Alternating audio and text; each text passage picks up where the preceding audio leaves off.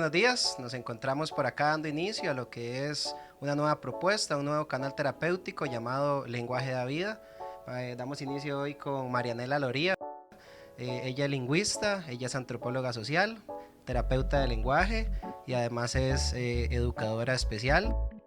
Hoy vamos a hablar un poquito sobre lo que es la terapia de lenguaje, cómo se dieron los primeros inicios en nuestro país y a nivel del orbe mundial. Si iniciamos por acá, agradecerle por el tiempo, por abrirnos las puertas de su casa en un día tan bonito, y espero que les guste mucho. La idea es informar, dar énfasis en lo importante que es esta profesión y cómo puede ayudar a muchas familias que lo necesitan.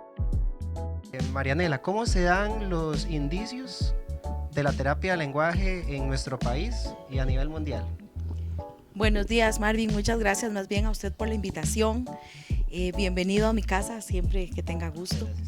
Espero que esta sea la primera de muchas y estoy segura que esta es una nueva ayuda para todas las familias costarricenses y para las mismas profesionales del área.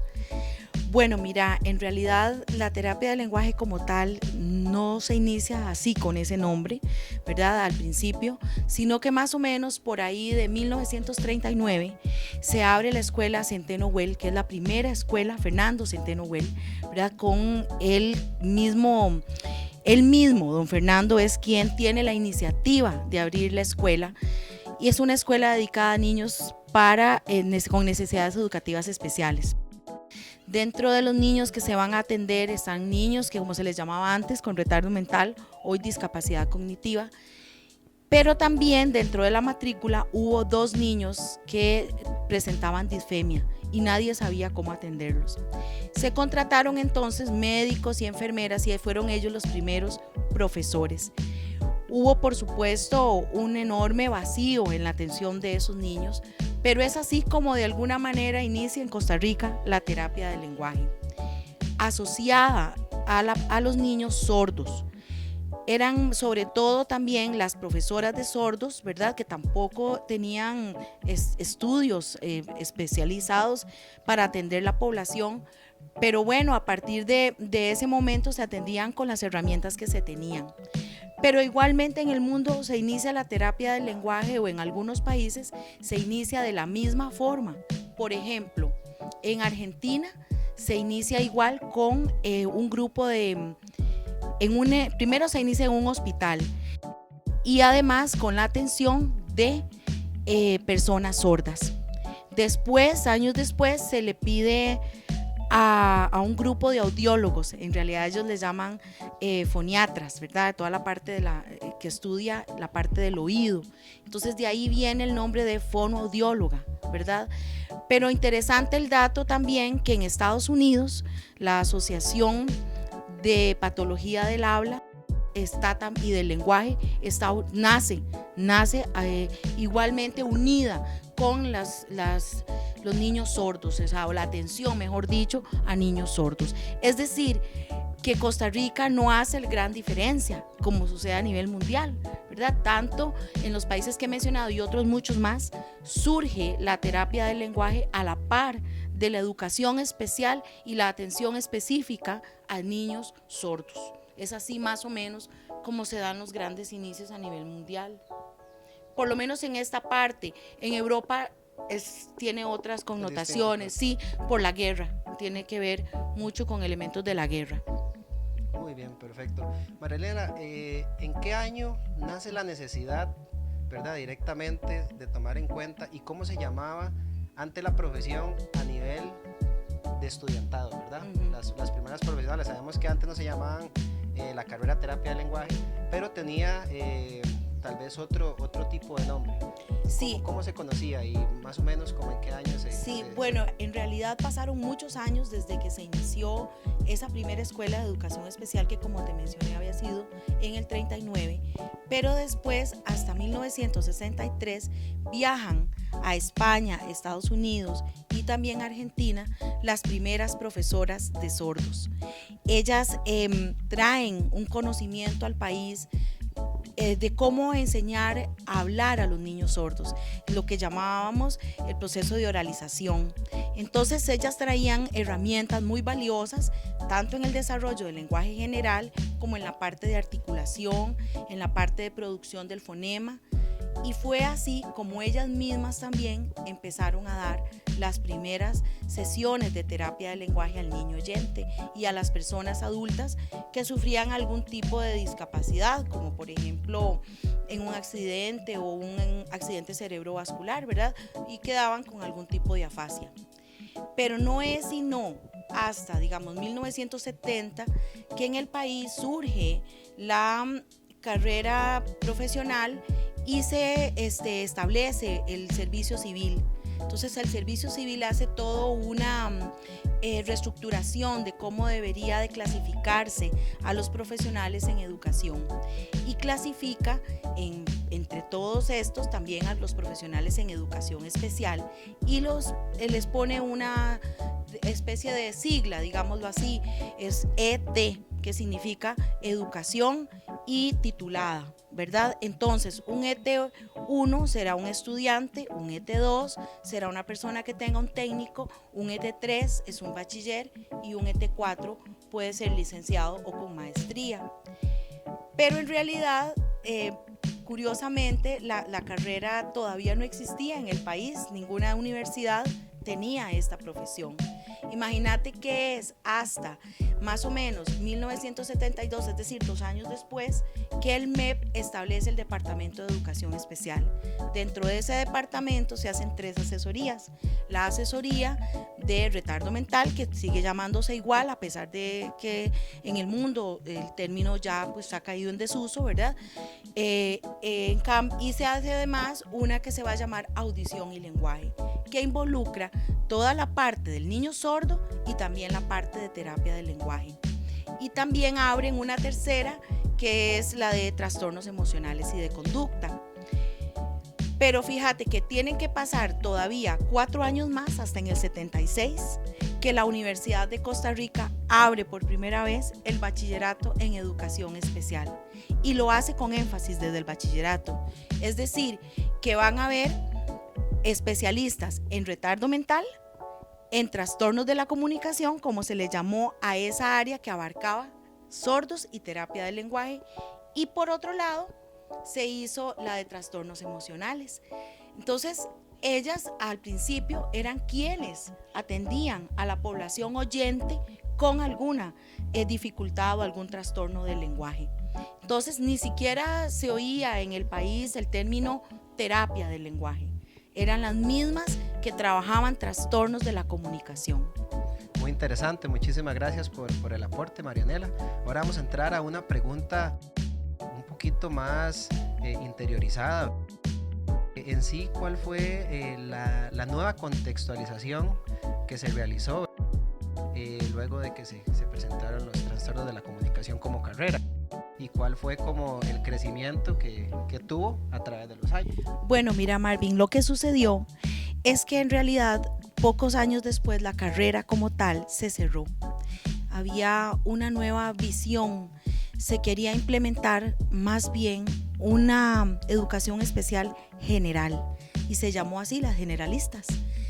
¿Por qué? Porque resulta ser que con la clasificación que había hecho Servicio Civil, si por ejemplo yo era graduada en retardo mental y me nombraban en sordos, entonces me pagaban como aspirante, ¿verdad? Entonces había grandes problemas porque realmente había muy pocas profesoras de educación especial y se debía cubrir la necesidad en el país. Entonces muchas veces se nombraban en otros puestos y eso hacía que nadie quisiera, digamos, ser nombrado en otro puesto aun cuando se necesitara, porque el problema era el salario, ¿verdad? Porque ya había una clasificación. Entonces, la necesidad de hacer especialistas generalistas, valga la redundancia, así como que suena un poco raro, ¿verdad? De pronto es especialista y a la vez es general, es decir, que esa profesora iba a abarcar todas las áreas de la educación especial. Entonces hay miras a cerrar la carrera.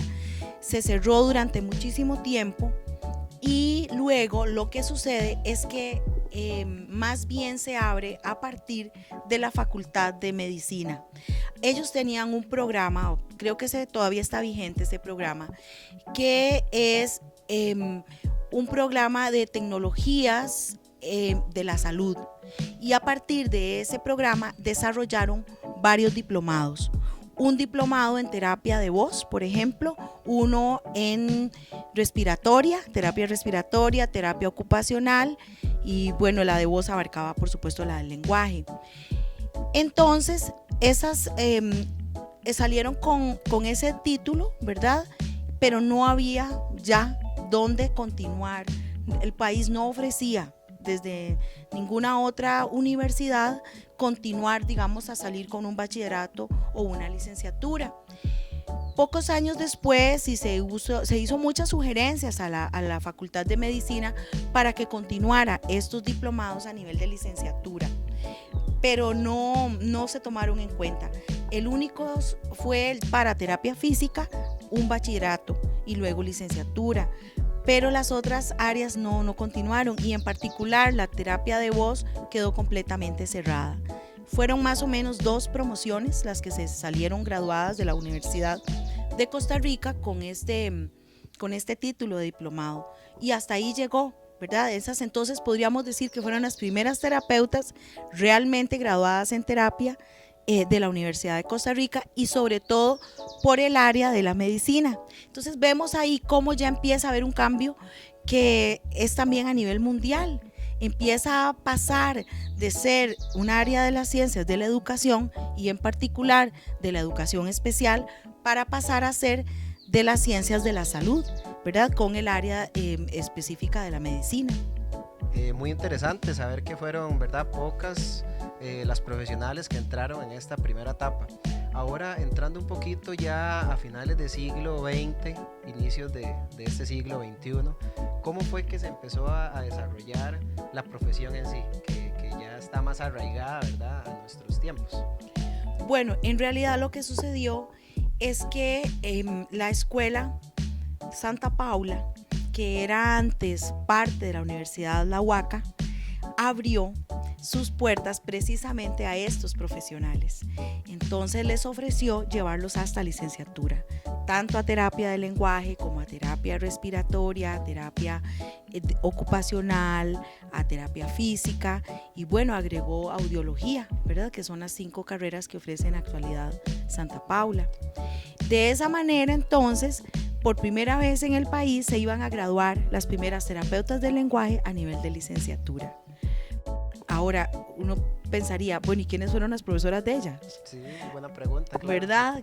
Bueno, hubo que traerlas de fuera, y también se contrataron a las profesoras que yo les llamo de la vieja guardia, que eran las primeras que se habían graduado años atrás con el bachillerato en la UCR en trastornos de la comunicación. Muchas de ellas luego siguieron sus estudios en otras áreas porque, como te conté, no se ofrecían.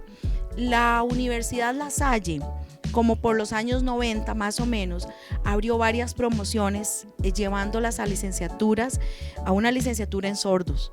Entonces muchas profesoras también tomaron esa licenciatura y pudieron entonces ser las profesoras que iban a llevar a esta nueva generación de terapeutas de voz, ¿verdad?, que solo tenían el diplomado de la UCR, a una licenciatura graduadas por la UACA. Pero en el camino, Santa Paula se desinscribe de la UACA y se convierte en universidad. Y así como la conocemos hoy, Universidad Santa Paula. Muchos años después es la Universidad San Isidro Labrador, la Universidad Internacional San Isidro Labrador, la que también abre bachillerato en terapia del lenguaje. Y luego también la UACA, más o menos por las mismas fechas, vuelve a abrir también la carrera de terapia del lenguaje, sí, graduada por la UACA. Ninguna de las dos llegan hasta licenciatura, ambas tienen hasta bachillerato. La única entonces que ofrece hasta licenciatura es la Universidad Santa Paula. Okay, entonces, a manera de resumen, muchos de los profesionales de la primera etapa, por decirlo así, fueron entes profesionales o docentes de estas nuevas generaciones. Exactamente, pero también fue necesario traer de afuera. Entonces coincidió, ¿verdad?, también con la situación de Colombia, por ejemplo, la situación política y económica de Colombia y la migración de muchos profesionales de ese país hacia Costa Rica, y también entonces ellas fueron muchas de las primeras profesoras que se contrataron en Santa Paula. También en algún momento dado vino de Europa algunas profesoras que fueron esas pioneras en materia de terapia del lenguaje, porque no había realmente más.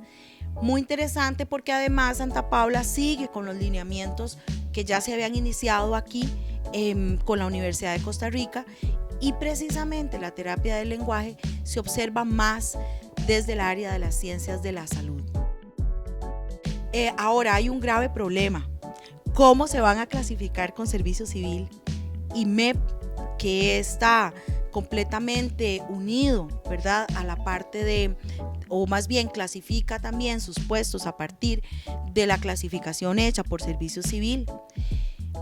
En un principio se pensó que se iba a lograr profesional 1 y profesional 2 para bachillerato y licenciatura, pero no se logró, sino que siempre se mantiene la misma clasificación: ET3 para bachillerato y ET4 para licenciatura. Entonces, pareciera que la unión con educación especial todavía sigue vigente de alguna manera. Claro, la ¿verdad? parte pedagógica siento que no se puede dejar de lado, ¿verdad? Lo que usted me comenta. Muy bien.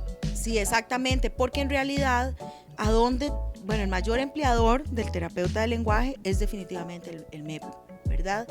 Y la atención es a niños relativamente pequeños, de 5 o 6 años, y ahora que se ha abierto la posibilidad de matricular niños en el preescolar a edad más temprana, probablemente la terapia del lenguaje también requiera atender niños más tempranos, o sea, a edad más temprana en el preescolar.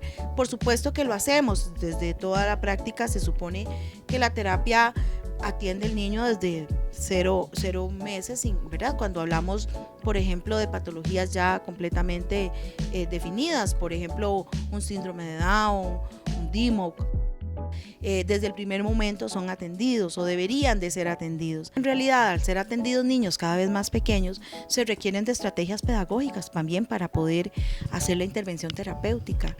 Y siento que, bueno, ese es a veces un vacío que también, ¿verdad?, nos queda. Creo que es importante retomar como esa parte, por lo menos en un par de cursos, esa parte pedagógica. Creo que queda como debiendo, sobre todo porque la mayoría de los puestos, como te decía, en terapia del lenguaje son en kinder. Entonces, ahí es donde necesitamos agregar ese aspecto pedagógico. Perfecto, muy bien. Con respecto a otras universidades, por ahí me has comentado previamente que estaba la Interamericana y la Universidad Católica. ¿En algún momento tuvieron algún rol en la parte educacional? Bueno, en realidad la Universidad Interamericana, que hoy es de la UACA, más bien es de la Universidad Latina, ¿verdad? De la Latina, sí. Y en esta universidad tenía un bachillerato en trastornos de la comunicación. Es decir, se tomó la visión que se tenía desde el principio en la UCR, ¿verdad? Claro, estamos hablando más o menos de los años 76, del año 76, ¿verdad? Cuando la UCR, la carrera que abre, es precisamente trastornos de la comunicación. Entonces, ellas tienen o presentaron un bachillerato y una licenciatura en esta área, pero les da salida a trabajar con personas sordas o con personas en terapia del lenguaje, ¿verdad? Y por otro lado, la Universidad Católica abrió una licenciatura que se llama también Trastornos de la Comunicación Oral y Escrita, y abarca entonces tanto los problemas, ¿verdad?, del área oral como del área escrita. ¿Y qué pide como requisito? Ser de preescolar, de educación especial o de primaria, pero les da salida con un ET3 a terapia del lenguaje. Como te dije antes, el Servicio Civil es el que clasifica, ¿verdad?, las diferentes carreras para que los profesionales puedan optar por un trabajo, ¿verdad?, y ser clasificados también dentro de un margen de un trabajo. Es decir, que al tener la Universidad Católica una salida a un ET3, pueden ser nombradas como terapeutas del lenguaje también. Pero además existe en el Servicio Civil una lista que se llama lista de atinencias. Esas atinencias significa que diferentes títulos que emiten diferentes universidades del país les da la posibilidad de ser contratadas a nivel de MEP, ¿verdad? Siendo clasificados con servicio civil en puestos de terapia del lenguaje. Pues, y te voy a decir que a mí me sorprendió, leí esa lista completa, son 3 páginas de títulos de personas que pueden aspirar a un puesto en terapia del lenguaje salidos de diversas universidades. Claro, y aquí nos damos cuenta que muchas personas que estudian la carrera especializada en terapia del lenguaje pueden perder oportunidades, claro, en comparación con otras que son, un ejemplo, docentes de preescolar y que sacaron un énfasis, ¿verdad? Exactamente. Correcto, sí, y bueno, y ahora que mencionas lo de énfasis, resulta ser que además hay 2 énfasis desde preescolar. La Universidad Hispanoamericana tiene un bachillerato y tiene ese bachillerato un énfasis en terapia del lenguaje. Por supuesto que ellos están ya en proceso de revisión, porque es como decirte que alguien pueda tener, no sé, una carrera de biología con énfasis en arquitectura, o sea, eso no puede ser. Sí, claro. Terapia del lenguaje es una carrera como tal, nadie puede tener un énfasis en una carrera. Entonces, bueno, ya el colegio ha tomado cartas en el asunto y bueno, ellos están haciendo una revisión importante, van a cambiar el nombre. Muy bien, este colegio que me comentas, ¿tiene muchos años de estar integrado en el país? ¿O? No, el Colegio de Terapeutas del Lenguaje, que en realidad abarca todas las terapias, claro, ¿verdad? Y también a los profesionales en imaginología. Ellos más o menos el decreto salió de la Asamblea Legislativa como en el 2011. Entonces, el colegio, bueno, ha venido a protegernos, ¿verdad? A todos los terapeutas del lenguaje del país, pero también, como le digo, que están los graduados con, digamos, un énfasis más pedagógico, el MEP también permite estar inscrito en Colipro, ¿verdad? Que es el Colegio de Licenciados y Profesores. Entonces, al haber 2 colegios que permiten un mismo puesto, ¿verdad? Claro, hace que sea, claro, haya mucha complicación a la hora de establecer realmente los verdaderos perfiles para el terapeuta del lenguaje. Si bien es cierto, el perfil que ha establecido el colegio de terapeutas tiene pues un perfil muy médico, sé también que es importante agregar esa parte de la pedagogía, y ellas, las otras universidades, pues tienen un poquito más de fuerza en la parte pedagógica. Ahora también existe otro preescolar, digamos, está el de la UNED. La UNED tiene un preescolar que no le llama énfasis, pero se llama licenciatura, 2 puntos le dicen ellos, estimulación y corrección del lenguaje. Entonces vemos también cómo diferentes carreras entran o tocan directamente espacios que hemos considerado propios de la terapia del lenguaje. Ahora yo te voy a decir una cosa, Marvin, en realidad muchas carreras les pasa eso. Yo podría pensar que antropología y sociología a veces tienen linderos muy tenues y muchas veces ambos profesionales se meten, ¿verdad?, en la otra carrera. Sin embargo, por supuesto, hay metodologías y hay enfoques teóricos específicos de cada una, ¿verdad? Sí, claro, de cada una de las carreras. A veces vemos a los antropólogos haciendo el oficio del sociólogo y viceversa. Ahora, en Costa Rica sí siento, ¿verdad?, que hay grandes problemas porque al haber básicamente un solo pensamiento, hay una sola escuela de pensamiento a nivel de terapia del lenguaje, eso nos reduce a una visión muy limitada sobre la terapia del lenguaje. Tenemos que recordar que en realidad nuestra profesión se alimenta de muchas profesiones diversas, como por ejemplo la lingüística, la medicina, la antropología, la psicología, exactamente. Y no es, digamos, es una sola rama, ¿verdad? Son muchas las ramas que la alimentan y por lo tanto hay diferentes visiones, ¿verdad? Porque si yo pienso en la lingüística tiene muchísimas escuelas de pensamiento. La europea, en particular la estructuralista, si nos vamos a Estados Unidos, hay un montón. Bueno, no me alcanzan los dedos para contar todas las escuelas de pensamiento desde la lingüística, en la antropología igual, pero pareciera que la terapia quiere ser una sola y no es así.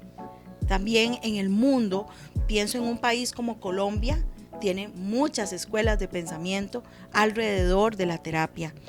La psicología tiene diferentes escuelas de pensamiento y así podemos observar entonces una psicología freudiana, una psicología de Jung, podemos ver conductismo. Es decir, que hay un montón de escuelas de pensamiento, la holística, pero en terapia del lenguaje solo tenemos una. Creo que eso es parte de lo que nosotros debemos mejorar, ampliar más los horizontes y darnos cuenta que como cualquier otra profesión, la terapia del lenguaje apenas está empezando, por lo menos en nuestro país, requiere de más esfuerzos, requiere de otras universidades que abran más licenciaturas, ojalá en algún momento énfasis, ¿verdad? Para que cada vez seamos o podamos atender toda la diversidad que nuestra profesión nos exige. Claro, y sabiendo de que no hay una verdad absoluta directamente y ya desde un punto de intervención o de ayudarle a los usuarios, y cada usuario tiene sus características específicas o particulares y a raíz de eso es que nos agarramos para poder abordar. Exactamente. Entonces, bueno, esto ha sido el inicio de Lenguaje da Vida. Agradecerle a Marianela por el tiempo, por estar acá y nos vemos en un próximo video. Muchísimas gracias. Por ahí pueden dejar comentarios, preguntas y estamos por ahí en Instagram, en Facebook, Lenguaje da Vida. Muchísimas gracias.